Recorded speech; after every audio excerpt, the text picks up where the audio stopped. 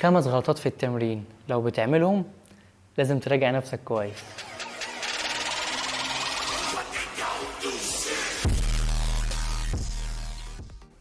اول حاجه انك بتغير تمرينك بسرعه قوي اول باول، مش بتديله حقه، او العكس انت بتفضل تتمرن على التمرينه بتاعتك مده كبيره قوي من غير ما تغيرها او تجدد فيها.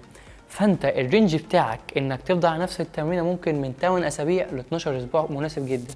تاني حاجه انك مش بتسخن كويس قبل التمرين.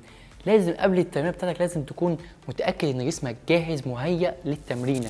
تالت حاجه ودي مهمه جدا وناس كتير بتعملها قوي، انك بتمسك موبايلك كتير وسط التمرين، وسط المجموعات كده بتمسك موبايل وتقعد تقلب فيه وتبقى فاتح النت.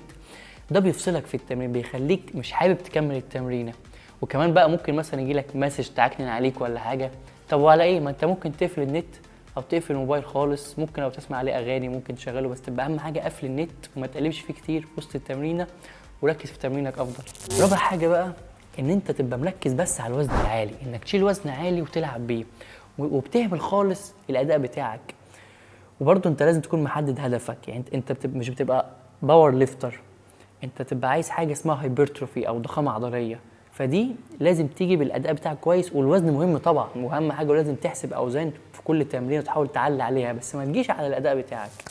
خامس حاجه بقى ودي الاخيره، ان في ناس بشوفها بتتمرن 7 ايام متواصل في الاسبوع مش بتريح، مع ان يوم الراحه ده مهم جدا جدا ليك، ان انت ده اليوم اللي انت بتبني فيه عضلات، فبالتالي لازم على الاقل تريح في الاسبوع مش اقل من يوم او يومين راحه تامه ما تتمرنش فيها.